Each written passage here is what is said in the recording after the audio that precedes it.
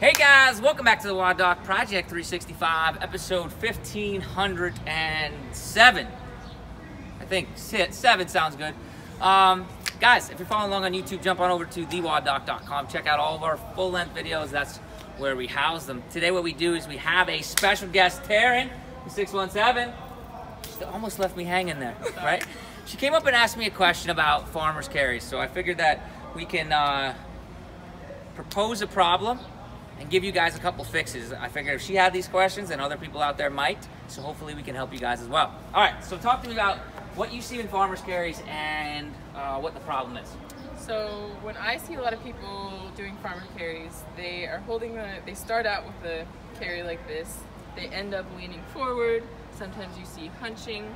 So I'm just trying to figure out what the most efficient way is and the safest way is to actually do a farmer's carry. Okay.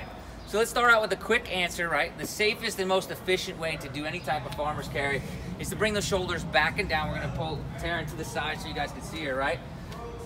Ideal posture, right? Ideal loading, axial loading, that means directional loading straight down, is to be able to keep everything in a straight line. The more that we turn things forward and everything like that, the more that we move off the center line, the worse that the weight is gonna cumulatively be on us, the wear and tear on it's gonna be a lot more, right? So this, we'd say, is the most optimal position. So if we get Taryn to pull her shoulders back and down so that her shoulder lines up with her hip as she's walking, everything like that, that would be awesome, right? Ideally, the head is in the same position. Now you can see if I pull down, right? Ideally, if we're on both, evenly on both sides, we're loading the spine rather than if we lean forward at the hip, lean forward at the hip. Now if I go ahead and I pull, I'm not only loading the spine, but I'm loading all the back muscles as well, right? So a couple cues. We have 2 cues for you. One is to take a band, right? And I do this thing that we call feed the fault that comes from neurodynamic cueing, right? Whenever we go ahead and we start to feed a fault, we give somebody some graphical representation of where they are in space and gives them a feedback mechanism. In this case, what I did is I tied a jump stretch band in half. It'll go for whatever size your chest is. And all we're gonna have Taryn do is put this straight across, right? Now she has 2 bands pulling in the back of her shoulders like such, right? If she rolls her shoulders back and down, right, like we want her to, she has a feedback that pulls onto her shoulders. Turn around just like this, keeps it nice and tight, right? So now go ahead, do that same thing. Grab the kettlebells. And now we have some type of loading feedback, right? If we keep our shoulders back and down, we keep pressure within this band here and here, we're fine. Just watch that it doesn't go straight across your neck and we don't choke anybody, that would be bad, right? But here's what happens. If you go ahead and roll those shoulders forward like this, we relax all the pressure on this band and we lose our cueing, all right?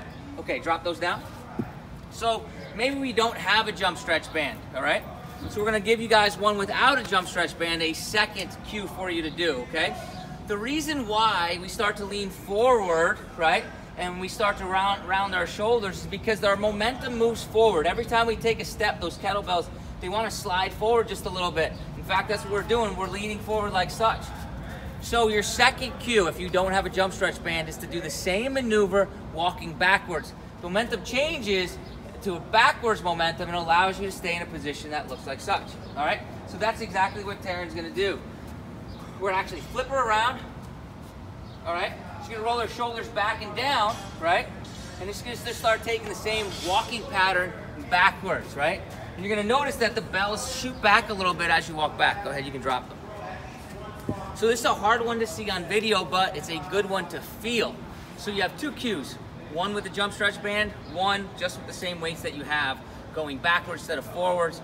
It's gonna give you a lot easier, or it's gonna give you a lot easier time keeping those shoulders back and down. That allows you to establish the movement pattern so when you're walking forward. Cool? Thank you so much for jumping on today. Guys, questions or comments with this, post them below. Otherwise, we're here each and every day optimizing function to optimize performance.